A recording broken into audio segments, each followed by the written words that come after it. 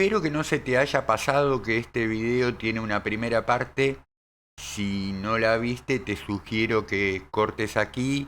Aquí mismo arriba te dejo el link a la primera parte de este video. Míralo, después volvés. Si no, no vas a tener la información completa respecto de lo que estamos tratando. En el anterior habíamos tratado los cuentos La señora muerta de David Viñas y Esa mujer de Rodolfo Walsh. Hoy cerramos ya con el tratamiento de un par de cuentos más, la película de Ricardo Piglia y finalmente, para cerrar, el relato El simulacro de Jorge Luis Borges. Empecemos por Piglia. ¿Quién fue Ricardo Piglia? Nacido en la provincia de Buenos Aires en 1941, fallecido bastante recientemente, en 2017, es un reconocido escritor, crítico literario, guionista de cine. Se le reconoce por haber difundido el género de policial negro. Se dice lo que hizo Borges con el policial clásico en la colección El Séptimo Sello. Piglia hace otro tanto con el policial negro en la colección La Serie Negra o Serie Negra. Conocemos la diferencia entre el policial clásico y el policial negro. El policial clásico es aquel, en principio, que inicia el género policial y que trata más que nada de la resolución de acertijos más o menos ingeniosos, más o menos intrincados, en manos de investigadores sagaces, tal el caso de Sherlock Holmes, Auguste Dupin o Hércules Poirot. El policial negro, que se inicia, yo creo, más o menos a partir de los años 30, pero que cobra relevancia en los 40, 50, 60, se distancia de esa perspectiva del policial clásico y se caracteriza por un grado de denuncia de un estado de cosas corrupto, decadente, por la misma naturaleza de los eventos como por las psicologías de los personajes, aún del propio investigador, que generalmente en este género el investigador se caracteriza más por sus vicios que por sus virtudes, no obstante lo cual algún grado de integridad le queda para resolver casos, ¿no es cierto?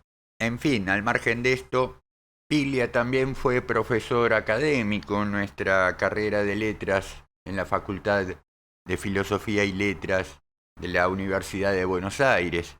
En fin, dio también clases en un par de universidades en Estados Unidos, nada menos que en la Universidad de Harvard y en la de Princeton. Vamos que Piglia es hoy un reciente prócer de la cultura, de la literatura en la Argentina, muy reconocido. Ahora mismo creo que está en un momento como de apogeo de su testimonio, de la herencia que nos lega a nivel cultural. Popularmente fue conocido tal vez por un programa que tuvo en la televisión pública donde capítulo a capítulo analizaba a Borges. Queda así, a partir de eso, reconocido un poco como una especie de experto en Borges. Se le puede recordar también porque una de sus novelas fue llevada al cine, Plata Quemada, novela de 1997. Ha tenido otras novelas exitosas como Respiración Artificial de 1980. Ha escrito cuentos, ensayos, como decía, guiones, muchos premios. En fin, al margen de eso, a mí me van a perdonar los poderosos de la carrera de letras. Para mí Piglia, como dije lo mismo respecto de Walsh, me parece bastante sobrevaluado. Vamos a su cuento, que aparece al interior de un libro de cuentos recopilatorio, Los casos del comisario Croce, que se publicó un año después de su fallecimiento. Parece ser que Piglia dejó preparado este libro para que fuera publicado de manera póstuma. Este comisario Croce originalmente habría aparecido en una novela de Ricardo Piglia, ahora no recuerdo cuál. Luego retoma el personaje para hacerlo protagonizar una serie de cuentos que aparecen recopilados en este libro, Los casos del comisario Croce. El cuento que nos convoca la película es el segundo en aparecer en este volumen. ¿Y de qué imaginan que trata? Sí, acertaste, de una supuesta película pornográfica que habría protagonizado nuestra inefable Eva Perón. Antes de enojarnos con Piglia, vamos a leer una nota de autor que él realiza sobre varios de estos cuentos al final del libro. Respecto del cuento que nos convoca la película, él dice, cito, está inspirado en un mito urbano que se contaba en 1955, en las vísperas de la caída de Perón y también después de la Revolución Libertadora. O sea, él toma, no inventa esto de que Eva Perón habría protagonizado una película pornográfica, sino que recupera ese mito urbano que se habría instalado en estos momentos, ¿no? Él dice, sigo con la cita, incluso se llegó a decir que en la Cinemateca Uruguaya iban a presentar la película para un grupo de periodistas extranjeros, pero Alfredo Palacios, que era el embajador argentino en Uruguay en aquellos días, lo impidió. Ese relato, cuya sola mención era ya una calumnia, circulaba en mi familia e indignaba a mi padre. Evidentemente el padre de Piglia era peronista. Continúa la cita. De golpe, de un día para otro, el rumor se disipó. Pero me quedó el recuerdo y retomé la intriga y escribí la historia como uno de los casos resueltos por Croce. Fin de la cita. Bueno, sí, claro, de Eva Perón se han dicho tantas cosas, ¿no es cierto? Y tratándose de una mujer, qué más fácil que la calumnia llegue a partir a través de su sexualidad, podríamos decir, ¿no? Para algunas mentes la prostitución es el peor de los pecados que pueda cometer una mujer. Tanto más cuanto Eva Perón ya sabemos que fue actriz de radioteatro, de cine, de teatro. Y para muchas mentes también siempre fue fácil vincular, sobre todo, otra vez en el caso de la mujer, actividad teatral, prostitución, como por liberal el arte nos pudiera fácilmente conducir al libertinaje. Ya lo sexual aparecía en el cuento de Viñas, ¿no es cierto? En la inquietud de este hombre que en determinado momento se vuelve compulsivo de llegar al acto sexual con esta mujer a la que había encontrado en la fila a la espera del ingreso a un velatorio. También la condición sexual necrofílica aparece en el cuento de Walsh. La muerte y el sexo, ¿no es cierto? Que es interesante en algún momento, es fácil desde algún lugar asociar conceptos tales como el sexo, la muerte. Ya por lo menos corre el mito popular que dice que los franceses le llaman al orgasmo, le llaman le petit mort, la pequeña muerte. Evidentemente, no sé si tanto en el sexo como en el fenómeno mismo del orgasmo, hay ahí una asociación que fácilmente se puede hacer en relación con la muerte. Tal vez esos hubieran sido los temas a tratar si se tenían que escribir estos 4 cuentos acerca de Eva, si es que era necesario escribirlos. Pero por otro lado, así como sin lugar a dudas para los peronistas siempre existió en nosotros la fantasía de que Evita haya sido una santa, para los antiperonistas evidentemente siempre existió la fantasía de que haya sido una prostituta. Una prostituta que además pareciera ser que al antiperonista le genera sensaciones ambivalentes, ¿no? Por un lado el escarnio, la burla, la ridiculización, el menosprecio, a su vez que hay un escorzo ahí como de objeto de deseo que de pronto se despierta, ¿no? Tal vez en el peronismo no ocurra un fenómeno demasiado diferente, solo que se cambia de polo. A lo mejor los peronistas quisiéramos verla a Eva Santa como resolución de un sentimiento o un conocimiento de saber que esa mujer jamás va a ser poseída. De cualquier manera, santificar a una mujer no es devolverla a su condición de virgen, ni mucho menos. En fin, que este cuento, la película, surge, y yo no tengo motivos para dudar de que no sea así, de un mito popular que se genera, uno nunca sabe en qué charla de sobremesa, en qué charla de café, de que habría existido una película clandestina, claramente, pornográfica, protagonizada por Eva Perón. El mismo Piglia dice que de golpe, de un día para el otro, ese rumor se disipó, pero él lo recupera como para darle nuevos bríos. Otra vez, qué necesidad, ¿no es cierto? Bueno, estamos en un país donde las cosas juzgadas nunca se cierran, nunca se terminan de cerrar. No somos muy respetuosos, que digamos, ni de sentencias, ni de veredictos, ni de falta de pruebas, ¿no es cierto? Quiero decir, si todos vamos a ser sospechados, que por qué no, nadie necesita, a nadie se le requiere al menos, probar su inocencia. Sí, lo que hay que probar son culpabilidades en todo el caso, cuando se está acusando a alguien de algo. Además, no solo eso, el cuento, vamos a ver, aprovecha Piglia para tratar desde su punto de vista no solo el tema puntual del cuento, sino toda su visión respecto del peronismo. En fin, el cuento comienza con un relevamiento histórico del cine pornográfico producido en la Argentina. Se dice que la primera película pornográfica producida en este país ha sido de 1907, que se producían al sur de la provincia de Buenos Aires, en zonas tales como Quilmes, La Plata, Ensenada, que eran producciones realizadas para la venta al exterior, que no se iba a exhibir este tipo de cine de manera local, que de esta manera era fácil convocar a señoritas para la realización de estas películas, si total no iban a verse de manera local, nadie se iba a enterar, ¿no es cierto?, de que una mujer, cualquiera fuere, participara en una película pornográfica. El comisario Croce, que está realizando la investigación de esta película, claro, de pronto aparece un tipo diciendo: yo tengo la película, tengo el original, tengo el negativo y una copia.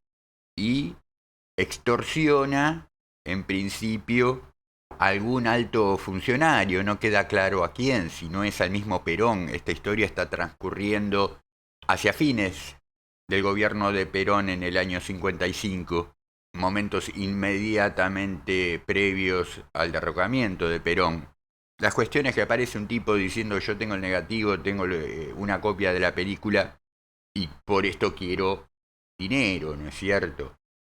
Vuelvo a decir, no queda claro si la extorsión va dirigida hacia el propio Perón, hacia algún ministro del gobierno. La cuestión es que interviene ahí un juez que le encarga a Croce hacerse de esa película, comprarla llegado el caso y destruirla. Dice el cuento que el comisario calcula que la película tuvo que haber sido filmada entre 1940 o 1941. Claro, Eva y Juan Domingo se conocen en 1944 a raíz del suceso del terremoto de la provincia de San Juan, en un acto de beneficencia para recaudar fondos por los destrozos que el terremoto provocó en esa provincia. Entonces Eva habría filmado esta película un par de años antes, 3 años antes mínimo, de conocer a Perón, cuando lo más probable es que ni se imaginara que terminara por conocer a Perón, ¿no es cierto?, a Juan Domingo. Claro, no solamente está Croce buscando la película, también supuestamente están los antiperonistas queriendo obtenerla para así de una vez por todas terminar de mancillar la figura de Eva, ¿no es cierto? Vamos, que Croce se tiene que apurar en hacerse de esta película. Vamos que el cuento está de por sí bastante mal escrito. Voy a ser sincero, yo no leí otras cosas, por lo menos de ficción, de Piglia, sí leí algunos ensayos, pero este no es un cuento ni siquiera bien escrito como podemos decir, bueno, el cuento de Walsh dentro de todo te puede gustar más, te puede gustar menos, te puede parecer triste el contenido, pero está bien escrito para ser Walsh también, ¿no? En un momento dice, una película pornográfica filmada en 1940 o 1942 o 1943, antes de 1945, subrayó mentalmente Croce, quizás para exportar. Antes había dicho al inicio del cuento que las películas pornográficas producidas en Argentina siempre se exportaban. Ahora sale con que era quizás para exportar. Quiero decir, por más Eva Perón que hubiera sido, a menos que alguien en 1942-43 hubiera hecho futurología y prever que ella iba a terminar por conocer a Perón como para decir, me la reservo para el día de mañana. No tiene sentido. En algún momento dice, las mujeres son obligadas a hacer eso por dinero, de modo que la producción o el tráfico de esos materiales estaban penados y el juez podía extenderle una orden de allanamiento contra quien hiciera falta. Era un delito federal, aclaró. Bueno, en otra parte está esta cuestión de justificar que muchas mujeres cayeran en hacer cine pornográfico por una cuestión de necesidad de dinero. A ver, Eva Perón, si como temprana la película hubiera sido realizada en 1940, ya en el 35 Eva Perón estaba debutando en teatro, pero pongámosle que en el año 35 recién llegaba a Buenos Aires, empezaba a hacer sus primeras incursiones en la actividad teatral. Para 1936 ya había actuado en 4 obras teatrales. Para 1938 ya Evita se suma a la compañía de Pierina de Alessi, una actriz para entonces ya consagrada. Estoy leyendo de un artículo en internet publicado acerca de la carrera artística de Eva Perón. En todo caso, en la caja de comentarios les dejo el link a ese artículo que es bastante interesante porque además va haciendo un relevamiento detallado de la carrera artística de Eva Perón y también lo va articulando con lo que se puede entender como que eran las ganancias materiales de Eva. A ver, sabemos que Eva Perón nació en condiciones de pobreza, que no de indigencia, ¿no es cierto? A veces cuando hablamos de pobreza se nos representa la pobreza actual de gente viviendo debajo de un puente, durmiendo, abrigándose con cartones. No, era aquella pobreza de aquellas épocas que a veces recordamos malamente como aquella pobreza digna. Bueno, sí suena muy burgués pensar en esos términos, pero vamos que hubo una época donde la gente, aun siendo pobre, podía conservar su dignidad, por miles de motivos que superan las posibilidades de análisis en este video. Para 1939, dice el artículo, Evita Duarte se integra a la compañía de Camila Quiroga por un salario de 100 pesos. En ese tiempo un par de zapatos costaba 14, para que más o menos se hagan una dimensión proporcional de costos y ganancias. Para 1939, Evita está a días de cumplir 20 años de edad cuando ingresa por primera vez a la radio, a hacer radioteatro. Su imagen empieza a aparecer en afiches públicos de promoción de los espectáculos. Vamos que ya para 1939 protagoniza un afiche publicitario, era bastante conocida, ¿no es cierto? Ya para 1940, en julio de 1940, Eva Duarte integra el elenco de la compañía cómica argentina de los hermanos Imari. Se desempeña como primera dama joven en la obra Llegaron parientes de España. Y dice la nota que en 1940, ya consagrada en el ambiente, busca consolidar aún más su carrera en el cine. Es evidente que para 1940 ya había hecho algún trabajo en cine. De hecho, en 1937 había participado en la película Segundos Afuera, y en 1940, sin dejar de actuar en radio, participa de la filmación de La carga de los valientes, dirigida por Adel Guimillar, considerada la película más costosa hasta ese momento producida en Argentina. En fin, ya sé que esto no significa nada, porque no por estar trabajando y ganando su dinero, si se le ocurría, podía llegar a hacer una película pornográfica que quizás le marcara una diferencia en dinero relevante. De cualquier manera, digo, me parece bastante penoso ponerse a pensar. Imagínate pensar tu vecina, la cual ves que se la pasa todo el día trabajando como una burra, y además ponerte a pensar, pero hay un brillito en su mirada que me sugiere que encuentra su momento en el día para poder prostituirse. Me suena a muy de miserable, ¿no es cierto? Vamos que Eva Perón era una actriz que buscaba caracterizarse en un tono dramático. No era una diva, no era una vampiresa del cine. Nunca, ni en el ámbito teatral ni fuera, hizo gala de algún tipo de recurso erótico. Al margen de eso, aparece en el cuento el hombre, el extorsionador, ¿no es cierto? El que tiene, de algún modo le llegó el negativo y una copia de la película y que quiere sacar su tajada de eso. Este hombre, un tal Turco Asad, había mandado a decir que solo trataría el asunto con su amigo, entre comillas, el comisario Croce. Evidentemente este Turco Asad es una especie de informante de la policía, algo por el estilo, y quiere negociar directamente con el inspector Croce. No daba datos el Turco Asad. Decía que había visto la película por casualidad.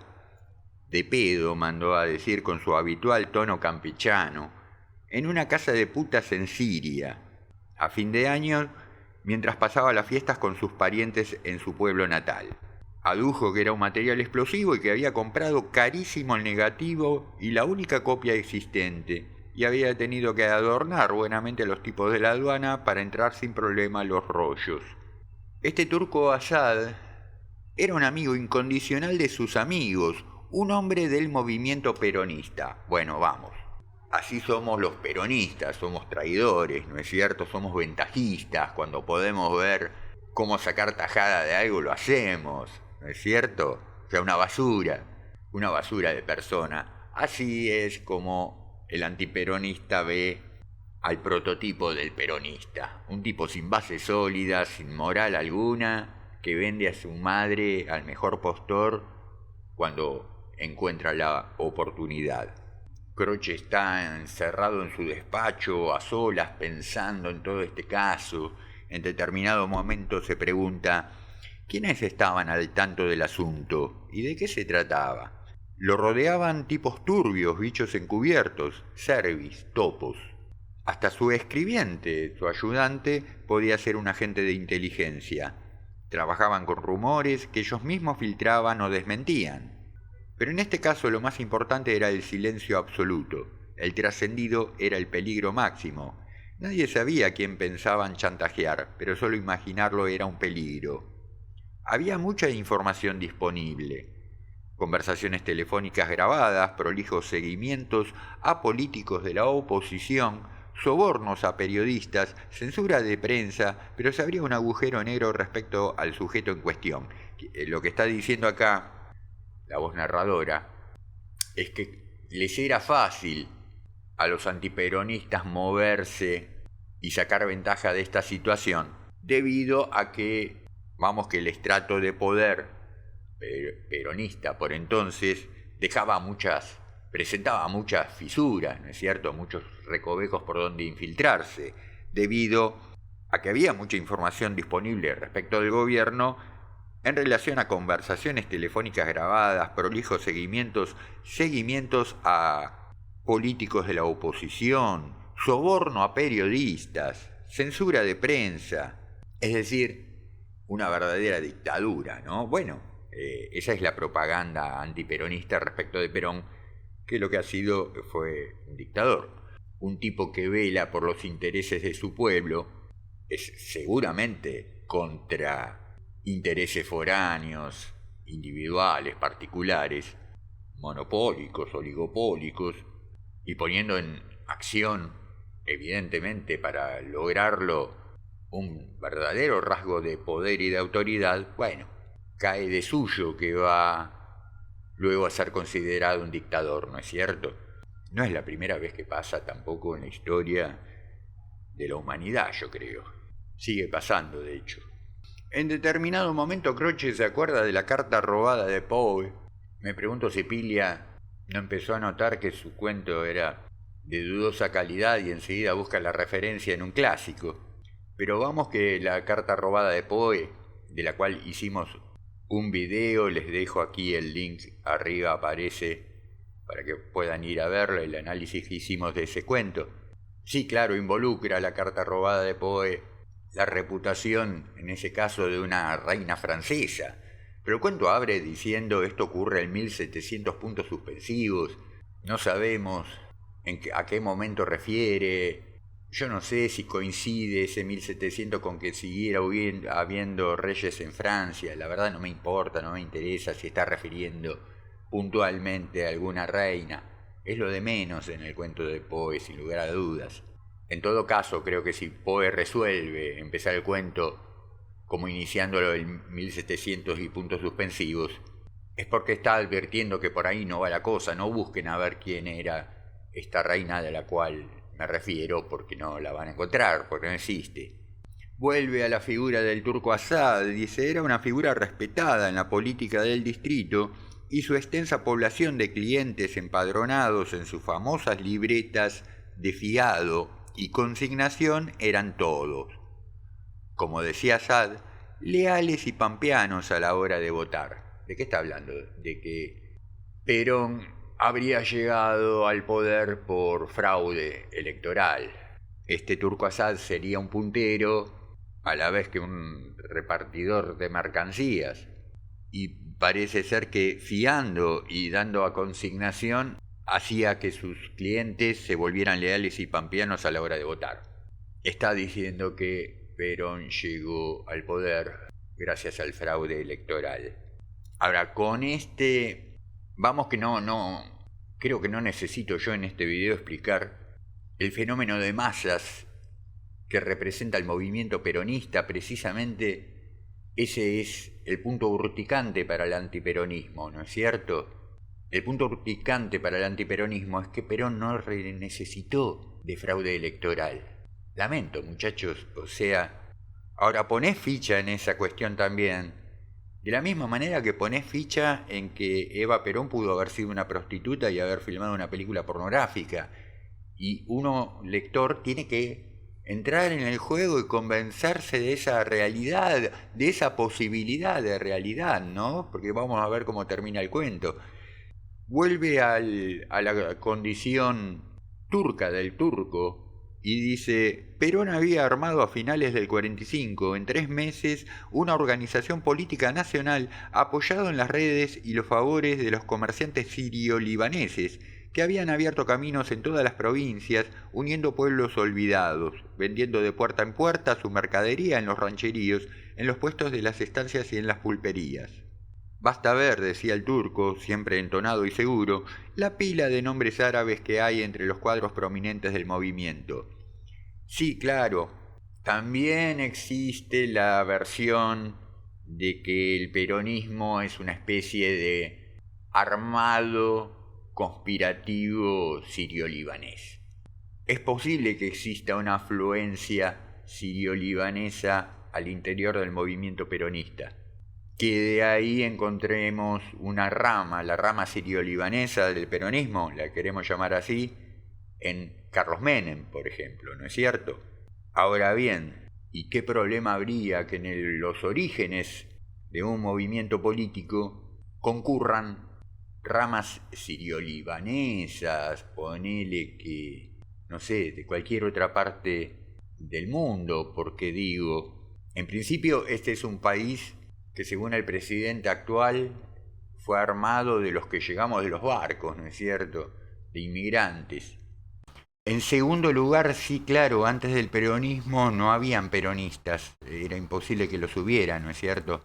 El peronismo nace de la confluencia no solamente de sirio-libaneses, también de comunistas, también de anarquistas, de socialistas, de gente de izquierda, evidentemente disidentes, ¿no es cierto? Como también de radicales, que en ese momento se encontraban en disidencia con su partido de origen. Con lo cual no me parece relevante la conexión sirio-libanesa que Piglia encuentra al interior de este caso, a menos que seas de una mentalidad muy moderna y que tengas un pensamiento muy europeo. En fin, llega el momento donde el turco Assad y Croce se encuentran, van a negociar la compra de este material fílmico. Y bueno, claro, acá sí, muy razonable, Croce le dice, bueno hermano, voy a poner la tarasca, quiero ver qué me vendés. Assad, el turco, entiende, dice, sí, no hay ningún drama. Lo deja a solas en su despacho con un proyector a Croce para que vea la película, mientras tanto se va al despacho contiguo a que el asistente de Croce le gatille el dinero, ¿no es cierto? Al recibir el material, Croce le pregunta, ¿es ella? El turco suspiró teatralmente y empezó a negociar con el ímpetu y el cuidado de quien está a punto de venderle el alma al diablo. 95 seguros sobre 100. Y agrega, es una felatio, comisario, y eso no se puede fingir. Las penetraciones, dijo como si estudiara la venta de una gargantilla de diamantes, se pueden trucar, sustituir los cuerpos, pero la cara es ella, pobrecita. Pobrecita, dijo Croce. El turco dice, en aquel tiempo, recién venida a la ciudad, en manos de los buitres del ambiente, usted sabe los cuentos y las versiones que corren. La han obligado a cambio, vaya uno a saber de qué enorme necesidad que ella adeudaba o quería. Pero mire, dijo, y abrió un viejo ejemplar de la revista Radiolandia. Acá le han hecho una sesión de fotos en un estudio para anunciar su debut como actriz de reparto. Vamos, que para 1940 Eva ya estaba protagonizando. De manera incipiente, pero ya vimos, afiches publicitarios teniéndola ella como protagonista. En fin, el turco se va a negociar con el ayudante de Croce, Croce se encierra a ver la película y entonces ve que en definitiva en la película no aparece Eva Duarte. No estaba, no era Eva Perón la protagonista de la película. Dice, el tiempo se había detenido y en la penumbra de ese cuarto impersonal, con los ojos abiertos ante la luz cruda que transmitía las conocidas y sagradas imágenes de un coito envilecido, antes dijo que lo que se veía era una felatio, sintió que había empezado a llorar. Croce se larga a llorar. Ni siquiera lo sintió porque sus sentimientos eran opacos y confusos. Apenas un dolor sordo en el costado izquierdo, pero comprendió que estaba llorando porque en la alcoba donde se desarrollaban esos actos triviales y repetidos infinitamente desde el principio de los tiempos, había empezado a filtrarse la lluvia. Todo se había humedecido temblorosamente, y Croce tardó en comprender que eran sus lágrimas las que mojaban y borraban ese rostro de mujer luminoso y amado que llenaba la pantalla. Y entonces Croce supo que lloraba por la miseria y la maldad del mundo, y por esa mujer a la que tantos habían amado como a una virgen. Pero no es ella, dijo. No es ella, no puede ser ella. Esa no puede ser la señora, pensó, aliviado ahora sin dejar de llorar. Hubo un fundido final, la luz blanca, cuya sola claridad era perversa. Persistió sin imágenes y luego apareció la anhelada palabra fin. En una película pornográfica aparece la palabra fin. Bueno, puede ser, no sé. Es como cualquier otro tipo de película. Y todo terminó, aunque la cinta siguió girando, slam, slam, slam, en el proyector, ¿no? Y golpeando en el vacío. Atrás se abrió la puerta y Assad apagó el proyector y se acercó a Croce. Yo también lloré, dijo. Pero no es ella, dijo Croce sin secarse las lágrimas. El turco a Assad no le importa lo que Croce le diga que no es ella. Ya tiene el dinero encima y le da lo mismo. Parece ser, no se dice. Bueno, Croce va y prende fuego la película y dice, si hubiera sido ella, pensó Croce, no habría importado. Habría sobrevivido, como se aguantó tantas calumnias y atrocidades a lo largo de su vida, sin rendirse nunca. Y a la gente humilde no le habría importado y la hubieran amado igual, como Jesucristo amó a María Magdalena.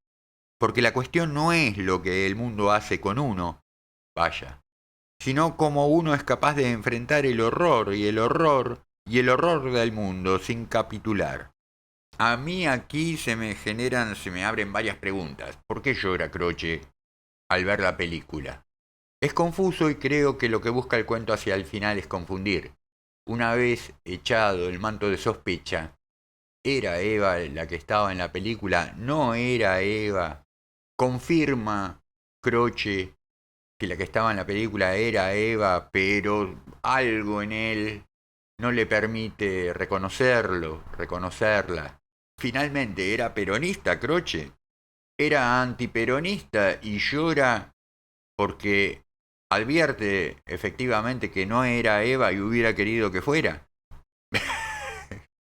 Y es un cuento con moraleja, ¿no?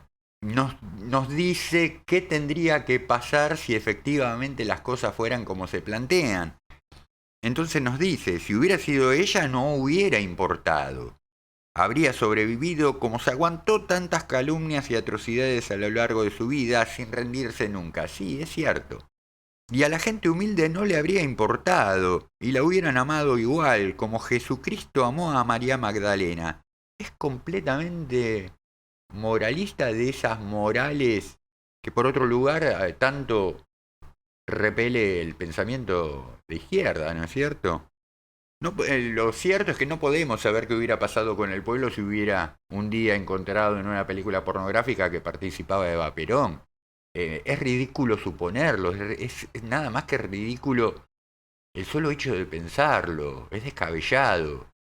¿Qué hubiera pasado si? ¿Qué hubiera pasado si Eva Perón no moría tan jovencita en el año 52? Si hubiera fallecido de viejita de muerte natural. ¿Qué hubiera pasado si Perón hubiera resistido por las armas su derrocamiento? Que en algún momento sabemos que lo pensó, ¿no? Instó a la toma, instó a su pueblo a la toma de las armas.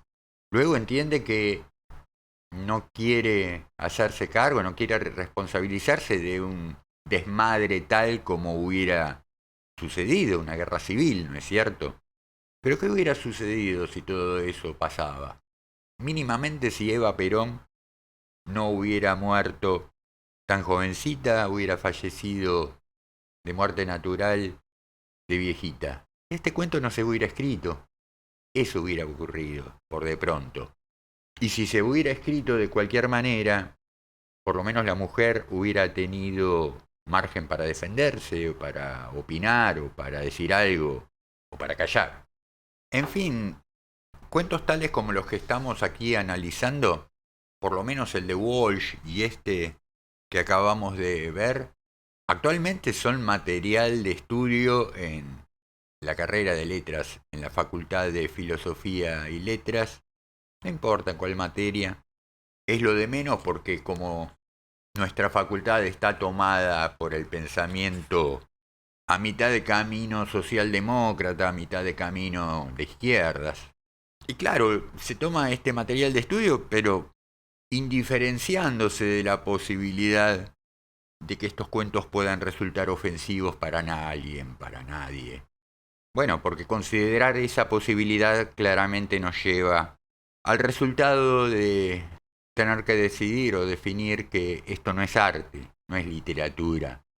Lamento por los cultores del realismo socialista, que especulan con que un cuento, una novela tiene que estar al servicio de las necesidades básicas materiales del proletario, lo que los peronistas llamamos obrero. Lo que pasa que Piglia, Viñas, Walsh, Borges, y lo vamos a ver en el cuento de Borges, no tienen la menor idea de lo que nos significa a los peronistas llamarnos, entendernos, sabernos peronistas, sentirnos peronistas.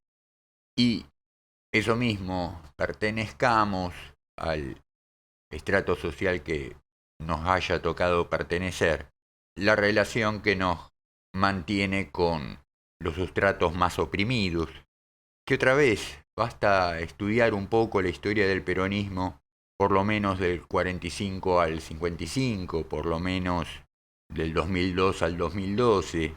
Me estoy pasando por alto del 90 a... ya no me acuerdo qué año, cuando Menem es derrotado en las urnas. Me estoy pasando por alto el periodo de Menem. Sí, los peronistas no nos olvidamos de Menem. No negamos que Menem haya sido peronista.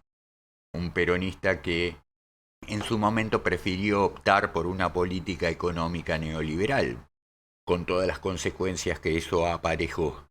Pero convengamos, así como existe tanta gente que te dice, eso con los milicos no pasaba, ojalá volvieran los milicos, que todavía quedan. También cuántos hay que te dicen, con el 1-1, qué bien que vivíamos, ¿no? Y quien propone volver al 1-1, dolarizar la economía. Porque cierto es que esa política económica casi que termina por derrumbarnos como país, por libanizarnos. Pero cierto es también que nos supimos recuperar como país de esa situación y que por lo menos los primeros, calculo mínimo 2 años de convertibilidad, vamos que la poblada tiraba manteca al techo y estaba muy contenta. El fin del peronismo es que el pueblo esté contento, después los medios hay que estudiarlos desde ya. Ya sabemos que el fin no justifica los medios.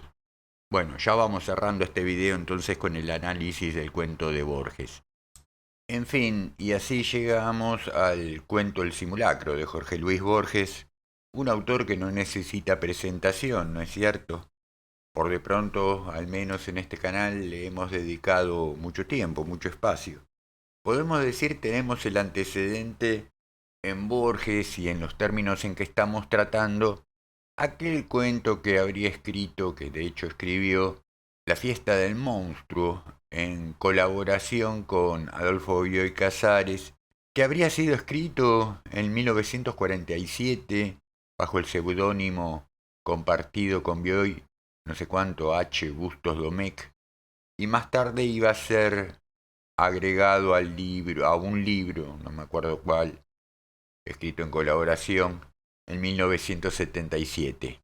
En aquel cuento, La fiesta del monstruo, Borges y Bioy daban cuenta de su mirada elitista respecto del 17 de octubre de 1945, cuando el pueblo se levanta, se manifiesta, viene de todas partes, por de pronto de la provincia a la capital, a ocupar la Plaza de Mayo, a pedir por la libertad de Juan Domingo Perón, que había sido encarcelado. La famosa tarde de las patas en la fuente. En esa oportunidad, Borges y Bioy, al mejor estilo Esteban Echeverría en su El Matadero, bueno, ofrecen una versión salvaje, infrahumana del peronismo, poco menos. En este caso, El simulacro de Borges, ya a solas, es un cuento breve, parece bastante escrito a las apuradas, como con cierto fastidio, lo termina pronto, y tiene que ver con que cuando falleció Eva Perón, si bien el funeral fue aquí en Capital, tal cual lo vimos descrito en estos videos, en cada provincia, en cada región, se hizo de algún modo algún tipo de representación de velatorio, ¿no es cierto? Vamos, que no todas las personas de todo el país iban a poder venir a la capital federal a participar del velatorio, entonces en cada pueblo, en cada provincia del interior de la Argentina, se realizaron capillas ardientes y actos conmemorativos. En un caso, entonces Borges lo describe así: el simulacro. En uno de los días de julio de 1952, el enlutado apareció en aquel pueblito del Chaco. Era alto, flaco, indiado, con una cara inexpresiva de opa o de máscara. La gente lo trataba con deferencia, no por él, sino por el que representaba o ya era. Eligió un rancho cerca del río. Con la ayuda de unas vecinas armó una tabla sobre 2 caballetes y encima una caja de cartón con una muñeca de pelo rubio. Además, encendieron 4 velas en candeleros altos y pusieron flores alrededor. La gente no tardó en acudir. Viejas desesperadas, chicos atónitos, peones que se quitaban con respeto el casco de corcho, desfilaban ante la caja y repetían: mi sentido pésame, general. Muy compungido, los recibía junto a la cabecera, las manos cruzadas sobre el vientre, como mujer encinta. Alargaba la derecha para estrechar la mano que le tendían y contestaba con entereza y resignación: era el destino. Se ha hecho todo lo humanamente posible. Una alcancía de lata recibía la cuota de 2 pesos y a muchos no les bastó venir una sola vez. ¿Qué suerte de hombre, me pregunto, ideó y ejecutó esa fúnebre farsa? ¿Un fanático, un triste, un alucinado, un impostor y un cínico? ¿Creía ser Perón al representar su doliente papel de viudo macabro? La historia es increíble, pero ocurrió, y acaso no una vez sino muchas, con distintos actores y con diferencias locales. En ella está la cifra perfecta de una época irreal, y es como el reflejo de un sueño o como aquel drama en el drama que se ve en Hamlet. El enlutado no era Perón y la muñeca rubia no era la mujer Eva Duarte, pero tampoco Perón era Perón ni Eva era Eva, sino desconocidos o anónimos, cuyo nombre secreto y cuyo rostro verdadero ignoramos, que figuraron, para el crédulo amor de los arrabales, una crasa mitología. Crasa, funesta, ¿no es cierto? Pero bueno, Perón por lo menos reconocía que era una mitología, que se había ahí en el fenómeno del peronismo constituido una mitología. No sé, nosotros somos literatos, no vamos a estar en contra de las historias que se vuelven mitos.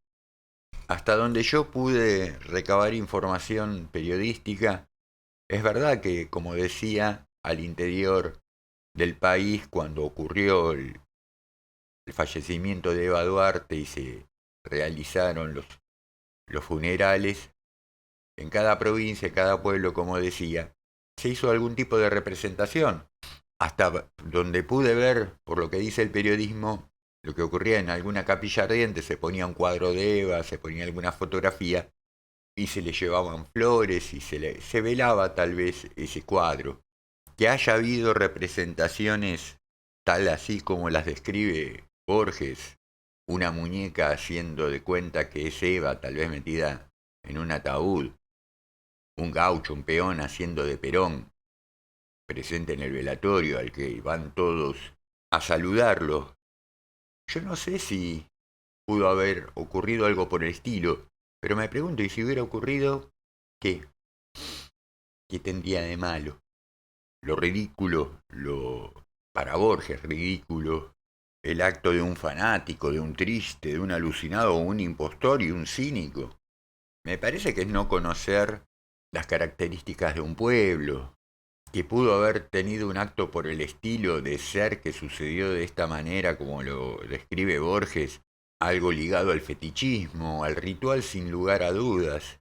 Pero qué diferencia hay cuando se representa un Vía Crucis de pronto, donde un local se carga una cruz al hombro y en procesión la gente lo acompaña hasta algún calvario. En esos casos también las élites aristocráticas, oligárquicas, se escandalizan de estos eventos. En fin, no da para mucho más análisis, me parece. La pregunta inicial era si el arte puede resultar ofensivo para alguien, para sectores de la sociedad. Yo creo que no, que el arte, si ofende a alguien, no es arte. Sí pueden ser ofensivos los artistas, porque después de todo no son santos, son personas, ¿no es cierto? No hay una condición suprahumana en la figura del artista. Y como cualquiera, Puede cometer delitos, crímenes, vejámenes, cuando menos ser muy mezquinos. Al menos Borges era un artista que ofendía de vez en cuando, ¿no es cierto? Tal vez porque era un artista, bueno, uno le deja pasar, qué sé yo. Yo le dejo pasar, por lo menos. Un par de cuentos no borran con El Codo su inmensa obra. Borges decía de nosotros los peronistas que somos incorregibles. Bueno, él también lo era, desde su lugar. Los otros que estuvimos viendo, el caso Walsh lo podemos conversar, qué grado de calidad literaria, artística había en su trabajo. Los otros dos, para mí, ponerles atención se termina en este video. Estimados, estimadas, espero hayan disfrutado de estos videos. Ya me despido hasta el próximo, como siempre les digo, deseándoles estén pasando hermosos momentos y teniendo grandes lecturas. Hasta pronto.